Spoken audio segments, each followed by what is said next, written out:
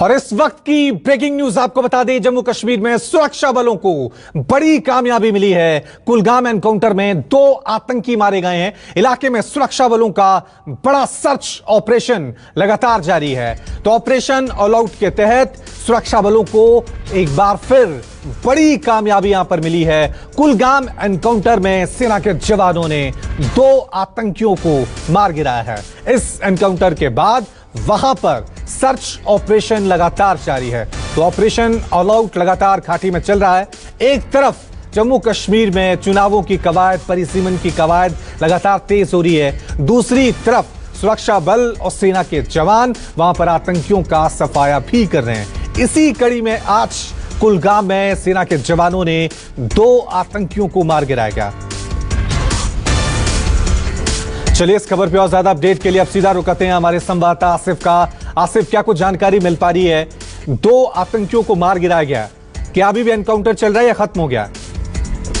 देखिए, मुठभेड़ तो अभी फिलहाल खत्म हो गई है, मुठभेड़ रुक गई है, लेकिन ऑपरेशन लगातार अभी भी यहाँ पर जारी है, क्योंकि सुरक्षा बलों को जो जानकारी मिलिटेंटों के बारे में मिली थी उसके आधार पर यहाँ इस चिम्मर इलाके को घेर लिया गया था। कुलगाम दक्षिणी कश्मीर में ये इलाका पड़ता है और दूर दराज इलाका है पीर पंचाल की पहाड़ी के पास। और यहाँ इस मुठभेड़ में करीब 2 घंटे हो गए हैं मुठभेड़ को शुरू हुए। अभी तक की मुठभेड़ में 2 मिलिटेंट मारे गए हैं, लेकिन बताया जा रहा है कि इलाके में और भी मिलिटेंट मौजूद हो सकते हैं, जिसके चलते अभी भी तलाशी अभियान जारी है। ऑपरेशन को अभी भी जारी रखा गया है। जी, और एक तरफ आसिफ, घाटी में परिसीमन की कवायद शुरू होने वाली है, चुनाव कैसे हो इसको लेकर वहां पर व्यवस्थाएं बनाई जा रही हैं। दूसरी तरफ आतंकियों के ऑपरेशन खत्म होने का नाम नहीं ले रहे हैं।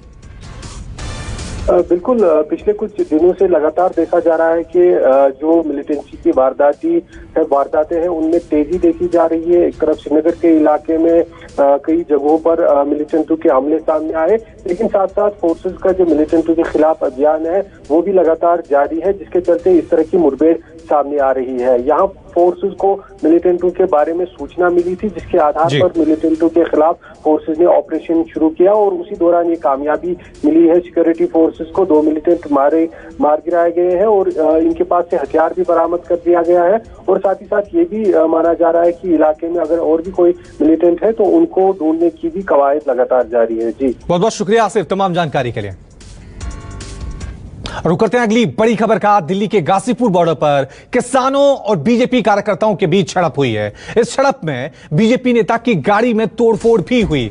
आरोप है कि किसानों ने बीजेपी नेता की गाड़ी में तोड़फोड़ की है। दरअसल बीजेपी के नवनियुक्त प्रदेश मंत्री अमित वाल्मीकि नियुक्ति के बाद पहली बार गाजियाबाद आ रहे थे। यूपी बॉर्डर पर दिल्ली से आते समय बीजेपी के सैकड़ों कार्यकर्ता वहां उनके स्वागत के लिए इकट्ठा हुए। जैसे ही अमित वाल्मीकि का काफिला वहां पर पहुंचा, कार्यकर्ताओं ने स्वागत करना शुरू कर दिया। आरोप है कि तभी दूसरी तरफ से किसान वहां पर काले झंडे लेकर पहुंच गए और वहां पर भगदड़ की स्थिति पैदा हो गई, जिसके बाद लाठी डंडों से बीजेपी कार्यकर्ताओं की गाड़ियों में तोड़फोड़ की गई। तस्वीरों में आप देख सकते हैं कि किस कदर हाईवे पर किसान काले झंडे दिखा रहे हैं। पिछले 7 महीने से किसानों का आंदोलन वहां पर चल रहा है, किसान विरोध प्रदर्शन कर रहे हैं। इसी दौरान बीजेपी के नवनियुक्त नेता अमित वाल्मीकि वहां पर पहुंचते हैं। उनके स्वागत करने के लिए उनके कार्यकर्ताओं का हजूम होता है, लेकिन किसान तब वहां काले झंडे लेकर पहुंचते हैं और तभी वहां पर ये देखिए किस तरह से भगदड़ की स्थिति पैदा हो जाती है। किसान काले झंडे लेकर वहां पहुंचे हैं, बीजेपी के कार्यकर्ता वहां पर हैं, लाठी डंडों से देखिए किस तरह से वहां पर एक दूसरे पर ये कार्यकर्ता लाठी डंडों से प्रहार कर रहे हैं और एकाएक वहां पर हंगामा और बवाल शुरू हो गया। आप देख सकते हैं तस्वीरों में कि किस तरह से वहां पर तमाम किसान काले झंडे लेकर मौजूद हैं, नारेबाजी जमकर चल रही है। दूसरी तरफ वहां पर बीजेपी के नेता बीजेपी का झंडा ले रहे थे। अमित वाल्मीकि अपनी नियुक्ति के बाद पहली बार वहां पर पहुंचे थे, कार्यकर्ता स्वागत के लिए खड़े थे, लेकिन जैसे ही वहां पर पहुंचे ये बवाल वहां पर शुरू हो गया। प्रदर्शनकारी किसानों के हमले के बाद बीजेपी कार्यकर्ता एसएसपी ऑफिस पहुंचे और शिकायत दर्ज करवाई गई है।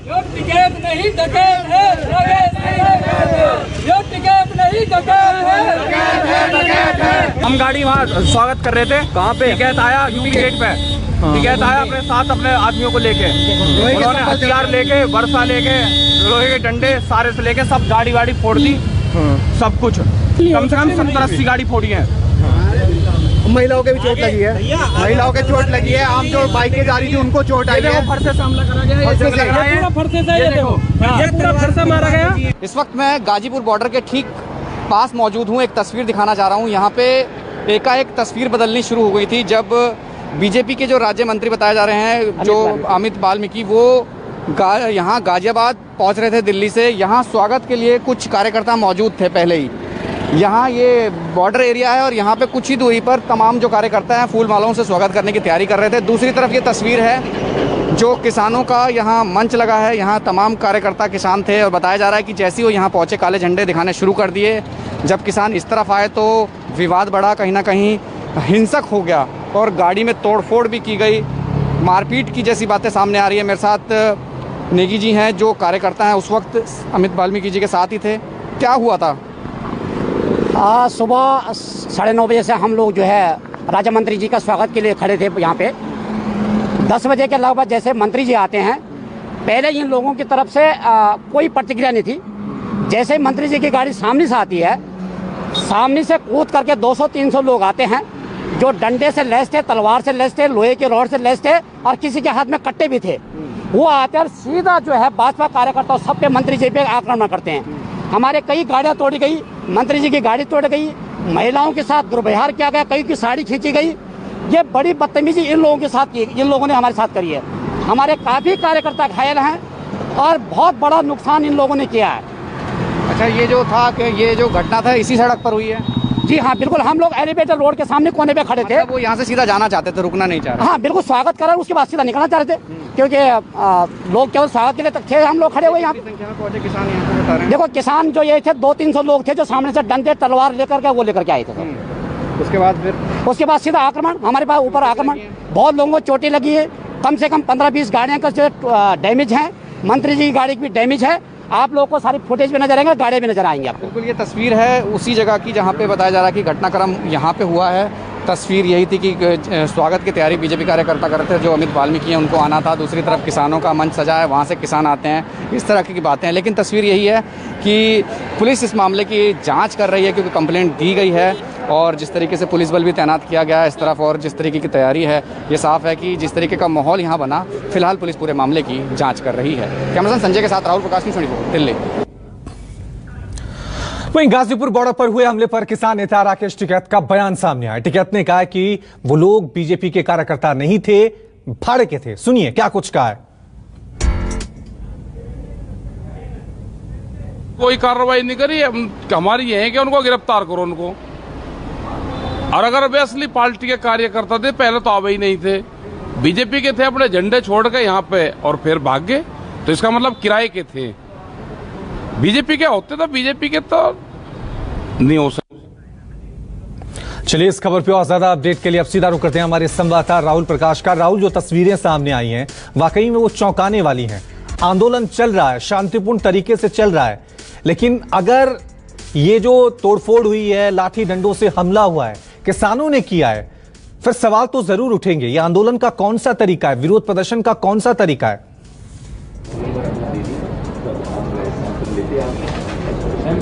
देखिए, मैं आपको पहले दो चीजें बता दूं। सबसे पहला तो वो कि जिस रास्ते पे ये दिल्ली से एंटर करते हुए एलिवेटर रोड पर जा रहे थे, ये जहां ये मंच लगा है, जहां किसान बैठे हैं, ये बिल्कुल उसके अपोजिट है। यानी चलती सड़क को क्रॉस करके जाना एक पहली बात है। दूसरी बात, जब ये वहां पहुंचे, जैसे उनका कहना, उनका आरोप है कि जब मंत्री जी वहां पहुंच रहे थे तो उनके स्वागत के लिए फूल मालाएं लेके हम खड़े थे। जब वो स्वागत कर रहे थे तो दूसरी तरफ से डंडे, पत्थर, तलवार, इस तरीके की चीजें शुरू हो गई। ये बीजेपी की तरफ से जो कार्यकर्ता यहाँ मौजूद थे उनकी तरफ से था। लेकिन तस्वीर जो हम समझ पा रहे हैं, पूरा सिनेरियो, क्योंकि मंच से काफी दूर और मौजूदा पुलिस वहां पर है, पुलिस यहाँ पर भी है, वहां पर भी है, अचानक से स्कफल होता है, यानी विवाद होता है। दूसरी तरफ मैं सीधा राकेश टिकैत जी से ही बात करता हूं, हमारे साथ हैं, क्योंकि इनका कहना यह भी है कि ये अपने मंच, अपने जगह पर हैं, वहां से शुरुआत होती है। अब दोनों तरफा अलग अलग बातें हैं, लेकिन ये जांच का विषय। मैं राकेश जी से बात करता हूं। राकेश जी, सबसे पहली बात तो ये, वो कह रहे हैं हम स्वागत कर रहे थे, खड़े थे, यहां से डंडे, लाठी, तलवार लेके पहुंच गए, और सड़क का जो दायरा है वो गलत चीज है। सड़क का दायरा है भाई, थोड़ा सा मंच के सामने ही करोगे आप उसका, मतलब मंच से आप 20 मीटर की दूरी पे ही वो करोगे मंच के सामने। ये 3 दिन से ही हरकत चल रही है इनकी। आप थोड़ा सा आगे कर लो, उससे 100 मीटर आगे कर लो।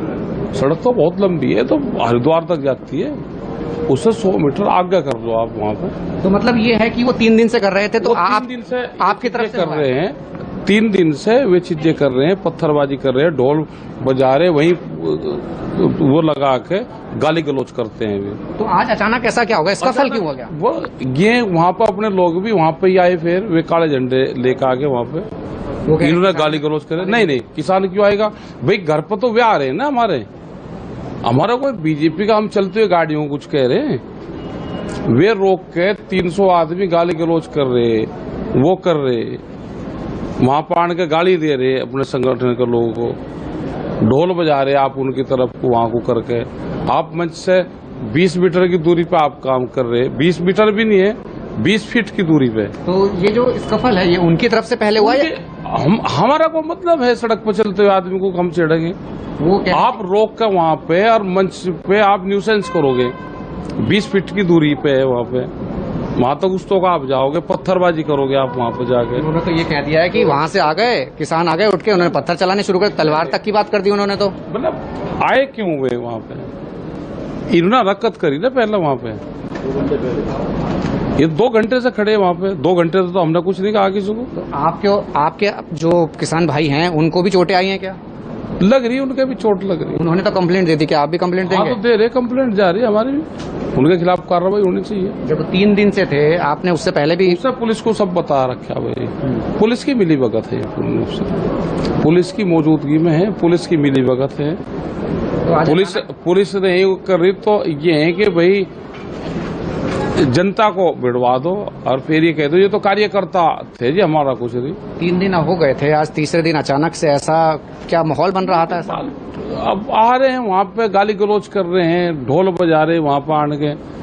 यहाँ 500 लोगों की डेथ होगी, वे ढोल बजा रहे, खुशी मना रहे। आप भी कंप्लेंट दे रहे हैं? यानी देंगे, कंप्लेंट क्यों नहीं देंगे, हम कंप्लेंट देंगे। इनके खिलाफ कार्रवाई होनी चाहिए। इनके जो बीजेपी के जो हुए हैं, इनसे भी हमारा ये है कि आपको कोई चीज करनी, आप बगल कर लो, इनसे 100 मीटर 200 मीटर दूर कर लो आप जाकर कहीं, कोई कर रहा क्या यही फंक्शन बनाना, स्टेज पे फंक्शन बनाना क्या इनको भी?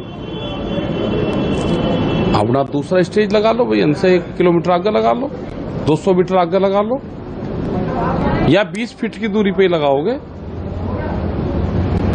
रवि, ये जिस तरीके से आप सुन रहे हैं राकेश टिकैत जी को, कि जिस तरीके से कहा है कि स्कफल यानी पिछले 3 दिनों से ये चल रहा था और आज अचानक ये हुआ है, और ये जिस तरीके से विवाद अचानक से बढ़ने लगा, पत्थरबाजी नारेबाजी वहां से शुरू हुई है, यानी 2 तरफ। जी राहुल, मेरा एक सवाल राकेश टिकैत जी से है। वो कह रहे हैं कि 50 मीटर पे दूरी पे क्यों किया, 100 मीटर की दूरी पे क्यों किया? मान लिया अगर कोई यहाँ पे स्वागत करने आ भी गया, फिर भी अहिंसक या हिंसा के तरीके से काले झंडे दिखाकर, ये कौन सा तरीका है? शांतिपूर्ण तरीके से भी विरोध किया जा सकता है, गाड़ियों के शीशे तोड़े हैं, ये कौन सा तरीका है? ये कहां से कहां तक जायज है?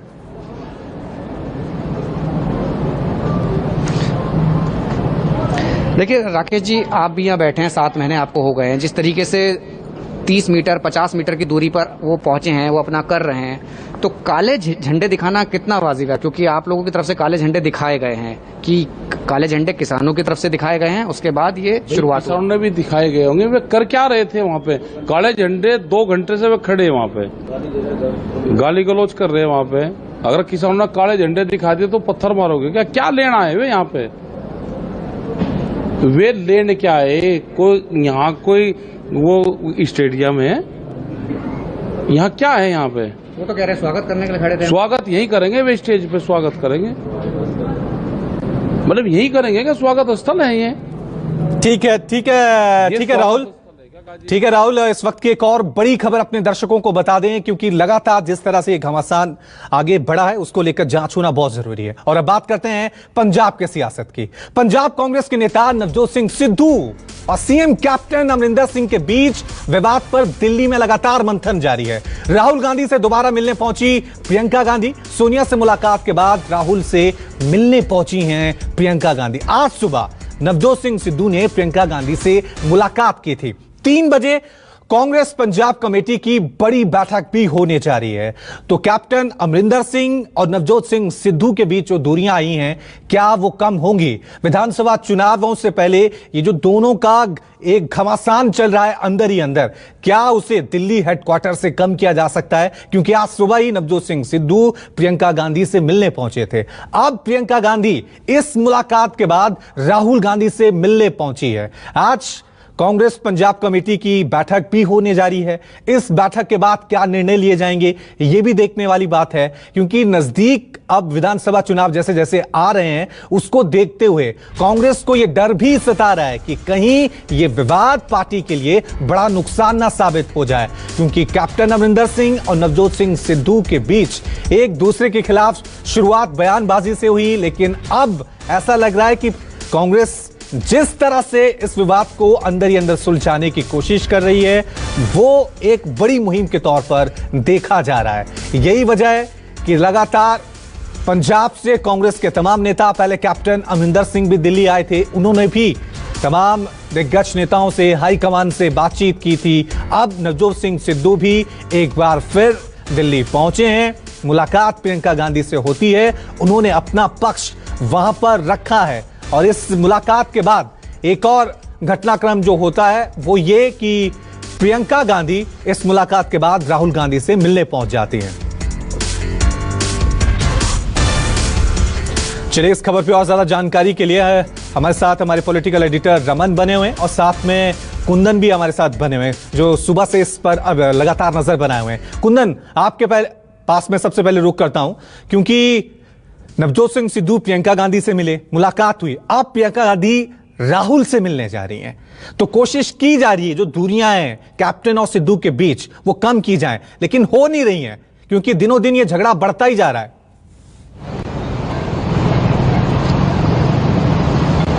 मुझे नहीं लगता कि दूरी कम होगी, लेकिन वहीं जो सिद्धू है वो कोशिश कर रहे हैं कि कम से कम अगर राहुल गांधी के खेमे से अगर उनको कुछ संतोषजनक या आश्वासन नहीं मिलता तो प्रियंका के घर का दरवाजा टकटकाए। और मैं आपको बताऊं कि परसों देर शाम तक नवजोत सिंह सिद्धू के ऑफिस से कहा गया कि कल सुबह 11 बजे उनकी मुलाकात राहुल गांधी से है, और तमाम मीडिया के लोग इंतजार करते रहे। और शाम 6 बजे जब राहुल गांधी अपने घर से निकले और मीडिया ने पूछा कि भाई कोई मुलाकात आपकी तय है क्या, तो उन्होंने कहा इस तरह की कोई मुलाकात न प्रस्तावित है न तय है। और आज सुबह सुबह अचानक फोटो ट्वीट किया गया और देखा गया कि प्रियंका गांधी से वो मिलने पहुंचे और कहीं की लंबी बातचीत हुई। तो मुझे लगता है कि बात नवजोत सिंह सिद्धू भी समझते हैं कि जिस वजहों से जिस तरीके से उससे पहले पीछे उन्होंने कमेटी के आगे एक प्रस्ताव रखा था, और वो बार बार उस बात का जिक्र कर रहे हैं कि जिस तरीके से बीते 2017 के चुनाव में कैप्टन अमरिंदर ने कहा था कि वो उनका अंतिम चुनाव है और इसके बाद इस बार उनके नेतृत्व में यानी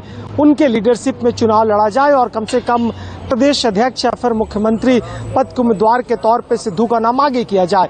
लेकिन अगर दूसरे घड़े की बात करें तो कैप्टन अमरिंदर की बात कर लें और तमाम पंजाब के जो दूसरे कांग्रेस के बड़े नेता हैं, क्योंकि आप समझ लीजिए कि पॉपुलर होना एक चीज है, आप बहुत अच्छे क्राउड पुलर एक चीज है, बहुत अच्छे वक्ता एक चीज है, लेकिन पार्टी, संगठन, नेता, नेतृत्व, चुनाव में जाना, इसके कई पहलू होते हैं। और शायद नवजोत सिंह सिद्धू जिस तरीके से उनका कैरेक्टर रहा है, जिस तरीके से बीजेपी में, इसके बाद अकाली से दूरी और लास्ट टाइम बीते चुनाव से ठीक पहले आम आदमी पार्टी से लगातार साफ तौर से यहाँ पे पसोपेश जो है वो कांग्रेस पार्टी में साफ तौर से नजर आ रहा है। रमन हमारे पॉलिटिकल एडिटर हमारे साथ बने हुए।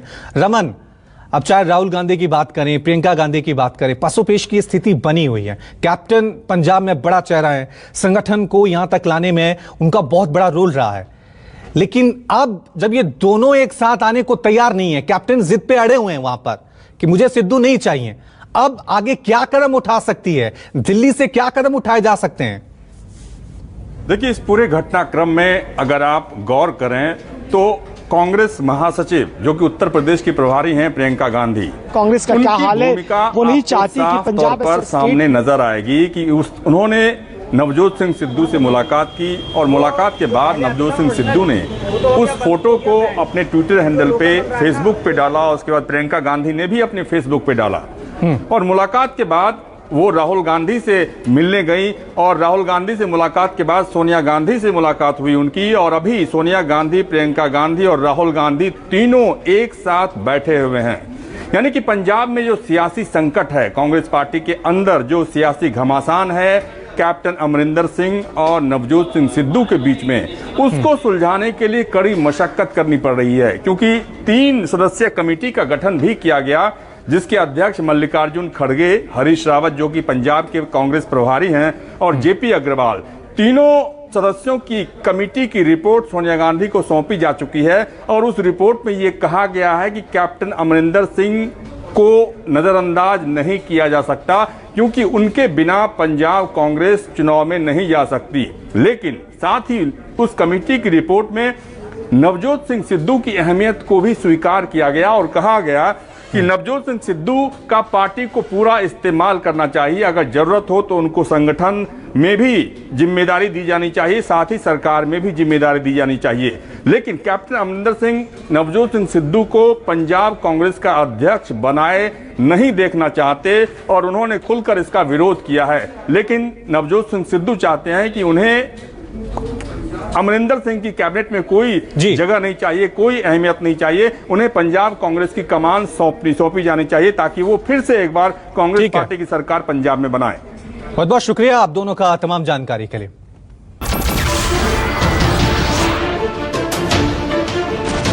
नमस्कार, मैं हूं मानक गुप्ता।